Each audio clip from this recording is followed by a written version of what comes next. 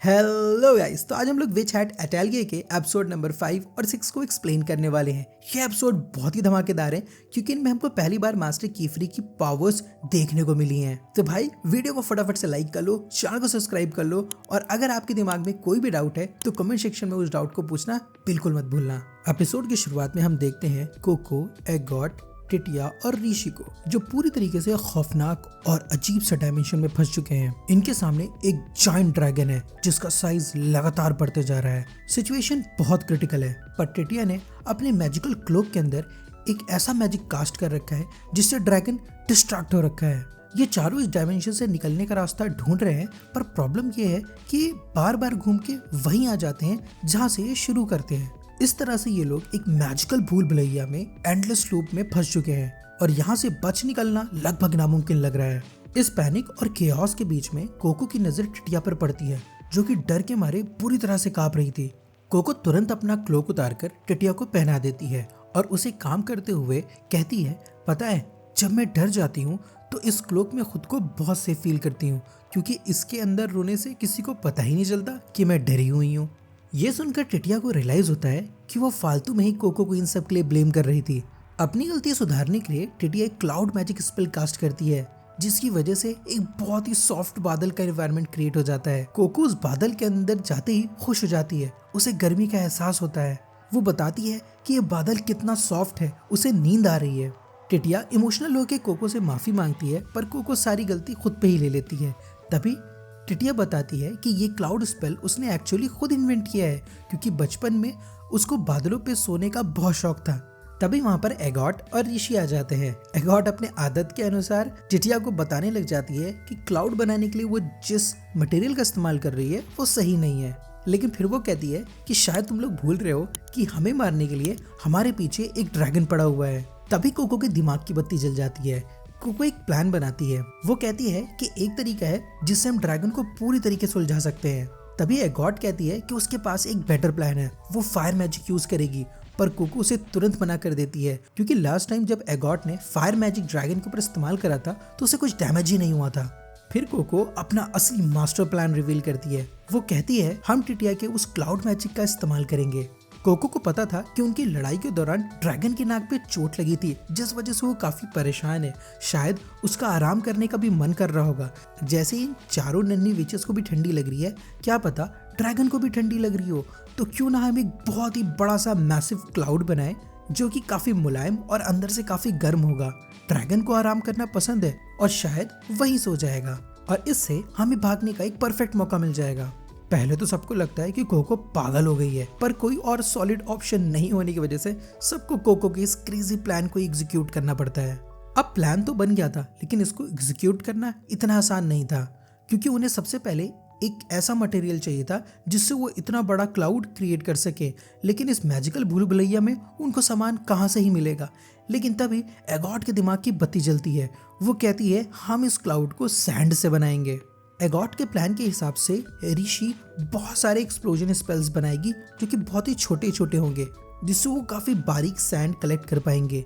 फिर टिटिया का मैजिक इस्तेमाल करके उस रेत की मदद से काफी बड़ा सा एक क्लाउड बनाया जाएगा और इसमें वो लोग एक और स्पेल ऐड करते हैं जिससे वो क्लाउड खुद को बार बार रिपेयर भी करता रहेगा, जिस वजह से ये रेत से बना क्लाउड उस भारी भरकम ड्रैगन के वेट को सपोर्ट कर पाएगा।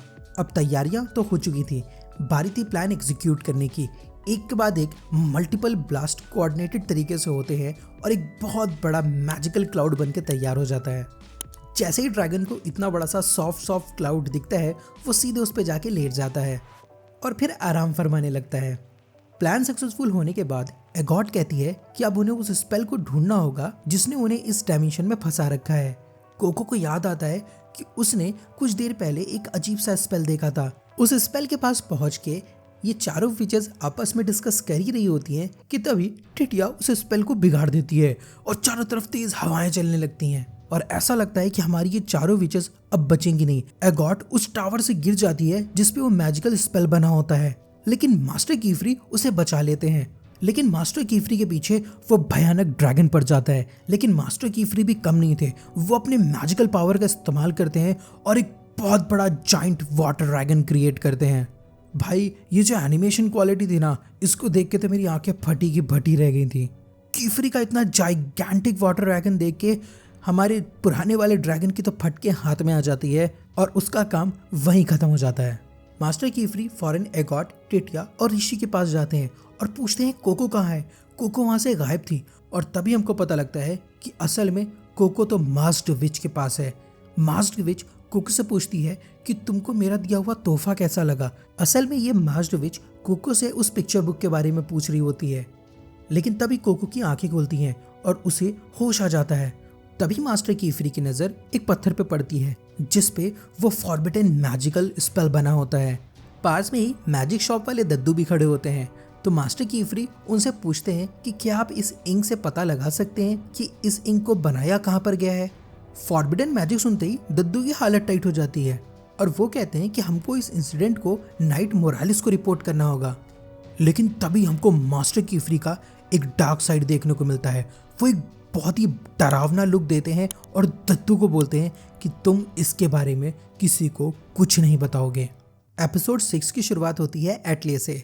हम कोको को उसी रूम में देखते हैं जहाँ पर एगॉट उसके साथ रहती है। एगॉट वहाँ पर मैजिकल स्पेल ड्रॉ करने की प्रैक्टिस कर रही होती है, लेकिन जाने अनजाने कोको उसे बार बार डिस्टर्ब कर रही होती है। एगॉट इरिटेट होकर रूम के बाहर चली जाती है और अकेले में मैजिक की प्रैक्टिस करने लगती है। वो एक स्पेल कास्ट करती है जिससे एक अजीब सी लाइट ऊपर जाती है, पर एगॉट अभी भी अपने मैजिक के रिजल्ट से सेटिस्फाइड नहीं होती। वहीं दूसरी तरफ कोको एक स्पेल ड्रॉ करने की लगातार कोशिश कर रही होती है, लेकिन वो सर्किल को सही से ड्रॉ नहीं कर पा रही होती है। वो मन ही मन सोचती है कि वो मैजिकल शॉप गई थी अपने लिए एक पेन लेने के लिए, लेकिन उसे वो पेन लेने का मौका ही नहीं मिला। लेकिन तभी वहाँ पर मास्टर कीफरी आ जाते हैं। मास्टर कीफरी कोको से पूछते हैं कि आखिर प्रॉब्लम क्या है। कोको उन्हें बहुत सारी बातें बताती है, लेकिन फिर मास्टर कीफरी के दिमाग में एक प्लान आता है। वो कोको को किचन में लेके जाते हैं और वहाँ पर रखी हुई एक डिश को कोको को टेस्ट कराते हैं। कोको जब उस डिश को टेस्ट करती है तो उसको वो बहुत पसंद आती है, लेकिन तभी मास्टर कीफरी बताते हैं कि ये डिश 2 साल पुरानी है और भाई वहाँ पर कोको का मुंह देखने लायक होता है। लेकिन मास्टर कीफरी बताते हैं कि एक मैजिकल पॉट है जिसमें खाना खराब नहीं होता, लेकिन जो मैजिकल पैटर्न इस पॉट पे ड्रॉ है उसे उनको बार बार सही करना पड़ता है या रीड्रॉ करना पड़ता है, नहीं तो खाना खराब हो जाएगा। मास्टर कीफरी खाना बनाने के लिए कोको की हेल्प मांगते हैं और उसे कुछ फ्रूट्स देते हैं जिन्हें कोको को रोस्ट करना होता है। कोको लगातार कोशिश करती है, लेकिन वो परफेक्ट मैजिक नहीं ड्रॉ कर पाती जिससे एकदम सही टेम्परेचर पे और सही हाइट पे उस फ्रूट को भूना जा सके। कभी फ्रूट कच्चा रह जाता है तो कभी पूरी तरीके से जल जाता है, पर फाइनली बहुत सारे अटेम्प्ट के बाद कोको उस फल को परफेक्टली भून ही लेती है। मास्टर कीफरी कोको को समझाते हैं कि जिंदगी सबसे अच्छी टीचर है। तुम्हारी रोजमर्रा की जिंदगी तुम्हें बहुत कुछ सिखाती है। अगर तुम फायर मैजिक में वीक हो तो उसे अपनी डेली लाइफ के छोटे छोटे कामों में यूज करो। फिर वो बोलते हैं कि कोको, क्या तुम्हें पता है मुझे खुद पानी से सख्त नफरत है, तो मैंने सबसे पहले वाटर मैजिक को ही मास्टर किया। तभी किचन में टिटिया और ऋषि खाने की खुशबू सूंघते हुए आ जाते हैं और वो मास्टर कीफरी को हेल्प ऑफर करते हैं, लेकिन मास्टर कीफरी बोलते हैं कि आज किचन की इंचार्ज कोको है। फिर सब लोग मिलकर अपनी अपनी मैजिकल पावर्स का इस्तेमाल करते हैं और एक बहुत ही टेस्टी सा मील तैयार करते हैं। फिर कोको सबको ये सजेशन देती है कि क्यों ना आज बाहर चल के खाया जाए, जैसे हम पिकनिक करते हैं। पर जैसे ही वो लोग बाहर निकलते हैं अचानक से बारिश शुरू हो जाती है। सब उदास हो जाते हैं, लेकिन तभी मास्टर कीफरी अपना जादू चलाते हैं। वो अपने मैजिक से चारों तरफ एक बहुत बड़ा सा वाटरप्रूफ बबल क्रिएट कर देते हैं।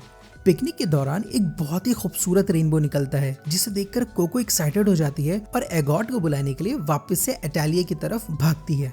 लेकिन कोको जैसे ही दरवाजा खोलती है वहाँ उसे एक अजनबी आदमी मिलता है। कोको डर के पीछे हटती है और मास्टर कीफरी के पीछे छुप जाती है। मास्टर कीफरी उस आदमी को बताते हैं कि ये कोको है, ये मेरी नई अप्रेंटिस है। तभी वो आदमी गुस्सा आ जाता है और बोलता है कि तुमने मुझसे बिना पूछे एक और अप्रेंटिस रख ली, ये इलीगल और गलत है, मैं इसे अभी नाइट मोरालिस के हवाले कर दूंगा। लेकिन तभी मास्टर कीफरी अपना मैजिक यूज करते हैं और एक वाटर वॉल बना देते हैं। ये इंसान कोई ऐसा वैसा बंदा नहीं बल्कि ओलरू गियो है, जिसका नाम प्रोनाउंस करने में मेरी हालत खराब हो गई। मास्टर कीफरी कोको को बताते हैं कि उनका बहुत अच्छा दोस्त है, लेकिन ये इस इटालिया का वॉचफुल आई भी है। इनका काम मैजिकल वर्ल्ड की न्यूज, एक्टिविटीज और बाकी चीजों पे नजर रखना होता है। और इस बंदे को अब मैं गियो कह के बुलाऊंगा क्योंकि इसका नाम मुझसे नहीं बोला जा रहा है। मास्टर कीफ्री गियो को बताते हैं कि कोको एक फॉरबिडन मैजिक की विक्टिम है। साथ ही साथ मास्टर कीफ्री गियो को वार्न करते हैं कि नाइट मोरालिस को इस बारे में कुछ भी पता नहीं लगना चाहिए, भले ही हम यहाँ पर फॉरबिडन मैजिक से ही क्यों नहीं डील कर रहे हैं, क्योंकि अगर नाइट मोरालिस को इस बारे में पता लग गया तो वो कोको की पूरी मेमोरी इरेज कर देंगे और क्या पता वो कोको का मैजिक के लिए पैशन ही रिमूव कर दे पूरी तरीके से। ये सुन के गियो का गुस्सा थोड़ा शांत हो जाता है क्योंकि वो कीफ्री का दोस्त है। वो मान जाता है पर कहता है ठीक है, पर अगर कुछ गड़बड़ हुई तो मैं सबसे पहले उन्हें इन्फॉर्म कर दूंगा। तभी सीन शिफ्ट होता है और कोको अपने छोटे से पेट को ढूंढ रही होती है और वो पेट गलती से गियो के रूम में घुस जाता है। गियो भले ही गुस्से वाला दिखता है लेकिन असल में वो काफी केयरिंग होता है। वो कोको को उसका पेट वापस कर देता है और अपने कमाल के मैजिक से कोको के गीले कपड़ों को तुरंत सुखा देता है। तभी कोको की नजर वहाँ फर्श पे लगे एक मैजिकल टाइल पे पड़ती है जो कि चमक रहा होता है। कोको एकदम से बहुत ज्यादा खुश हो जाती है और बहुत ही पैशनेटली बताती है कि ये वही मैजिकल स्टोन है जिसकी वजह से बचपन में उसे मैजिक से प्यार हो गया था।